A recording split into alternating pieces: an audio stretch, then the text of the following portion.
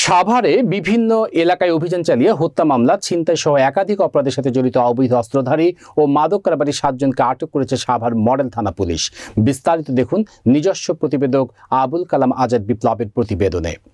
মঙ্গলবার গভীর রাতে বিভিন্ন এলাকায় অভিযান পরিচালনা করে তাদের আটক করা হয়। এই সময় তাদের কাছ থেকে উদ্ধার করা হয় আনুমানিক 4 লক্ষ টাকা মূল্যের হেরোইন সহ অপরাধমূলক কাজে ব্যবহৃত 5টি দেশীয় অস্ত্র।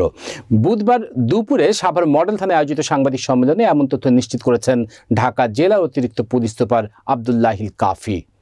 ঢাকা জেলা অতিরিক্ত পুলিশ সুপার আব্দুল্লাহিল কাফি বলেন, আটককৃতরা মাদক ও ছিনতাই সহ অপরাধী চক্রের সক্রিয় হোতা। তারা হত্যা মামলার সাথেও জড়িত। এদের মধ্যে উৎসব প্লাজার সামনে থেকে আকাশ, রাকিব ও সাব্বিরকে 3টি ধারালো ছোরা, 470টি পুরিয়া হেরোইন সহ আটক করা হয়।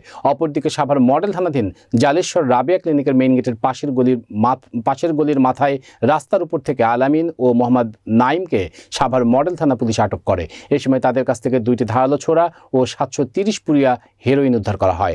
আটককৃতদের বিরুদ্ধে সাভার, আশুলিয়া এবং দারুস সালাম থানায় একাধিক মামলা রয়েছে। সাভারের আইন শৃঙ্খলা পরিস্থিতি নিয়ন্ত্রণে এ ধরনের অভিযান অব্যাহত থাকবে বলে জানানো হয়েছে।